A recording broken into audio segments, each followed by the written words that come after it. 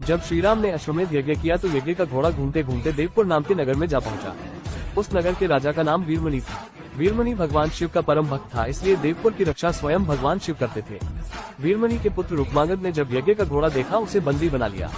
ये बात जब घोड़े की रक्षा कर रहे शत्रुघ्न को पता चली तो उन्होंने देवपुर पर आक्रमण करने का निश्चय किया। शत्रुघ्न और राजा वीरमणि की सेना में भयंकर युद्ध छिड़ गया। हनुमान जी भी वीरमणि की सेना का संहार करने लगे। श्री राम के भाई भरत के पुत्र पुष्कल ने जब राजा वीरमणि को घायल कर दिया तो उनकी सेना अपनी जान बचाकर भागने लगी। जब भगवान ने अपने भक्त का ये हाल देखा तो वे भी उनके पक्ष में युद्ध करने लगे। भगवान शिव को युद्ध करते देख शत्रुघ्न भी वहां आ गए। दोनों में भयंकर युद्ध होने लगा। प्रहार से शत्रुघ्न बेहोश हो गए। ये देख हनुमान जी स्वयं शिव से युद्ध करने लगे।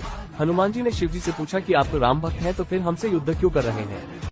शिव जी ने कहा कि मैंने राजा वीरमणि को उसके राज्य की रक्षा करने का वचन दिया है, इसलिए मैं युद्ध करने के लिए बाध्य हूँ। इसके बाद हनुमान जी और शिव जी के बीच भयंकर युद्ध होने लगा। हनुमान जी के पराक्रम से प्रसन्न होकर शिव जी ने उनसे वरदान मांगने को कहा। तब हनुमान जी तुरंत द्रोणगिरी पर्वत आए और संजीवनी औषधि लेकर पुनः युद्ध भूमि में आ गए। उस औषधि से हनुमान शत्रुघ्न को भी स्वस्थ कर दिया। किसी भी तरह से शिव जी से नहीं जीत पाए तो हनुमान जी ने उनसे श्री राम को याद करने के लिए कहा। शत्रुघ्न ने ऐसा ही किया। श्री राम तुरंत युद्ध भूमि में प्रकट हो गए। श्री राम को आया देख भगवान शिव भी उनकी शरण में चले गए और वीरमणि आदि योद्धाओं से भी ऐसा ही करने को कहा।